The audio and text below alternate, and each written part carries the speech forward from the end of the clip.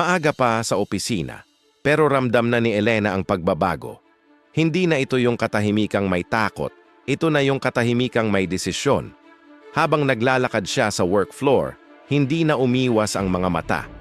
May mga nakatingin ng diretso, may mga nakatingin na parang sinusukat kung hanggang saan siya tatagal. May marahang boses mula sa gilid. "Akala namin titigil ka na," sabi ng isang lalaki. Hindi lahat ng nagsasalita kayang panindigan ang kasunod. Huminto si Elena, hindi para umatras, kundi para harapin. "Hindi ako tumigil," sagot niya. "Natapos lang ang takot." Sa conference room, mabigat ang hangin. Walang sigawan, walang papel na kumakaluskos. May mga desisyong matagal nang hinihintay ng lakas ng loob. May mga reklamo pa rin, sabi ng isa. May nagbabanta, dugtong ng isa pa. May gustong umatras, mahina pero malinaw na wika ng isa. Tumayo si Claudia. "Hindi sila umatras dahil mali tayo," sabi niya. "Umatras sila dahil hindi na nila kayang kontrolin ang katahimikan." Tahimik ang lahat. Paglabas ni Elena sa hallway, may humarang sa kanya.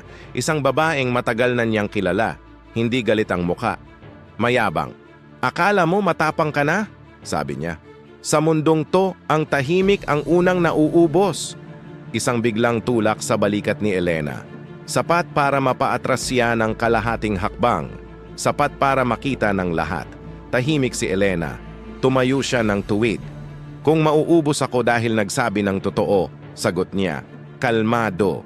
"Mas pipiliin ko yon kaysa mabuhay ng puno pero duwag." May mga napatingin, may napalunok, may napaatras ang nagsalita. Mula sa gilid, narinig ang boses ni Mang Arturo. "Kapag hindi ka na kayang takutin," wika niya, "doon nagsisimulang mawala ng kapangyarihan ang mali." Sa labas ng gusali, huminga ng malalim si Elena. Hindi dahil pagod siya, kundi dahil magaan na ang loob. Lumapit si Claudia. "Hindi ka na nila kayang pigilan," sabi niya. "Hindi ko sila tinalo," sagot ni Elena. "Tumigil lang akong matakot." Sa huling tagpo, mag-isa si Elena. Tahimik. Hindi naghihintay ng palakpak. Hindi humihingi ng simpatiya. May mga paninindigang hindi kailangang ipagsigawan.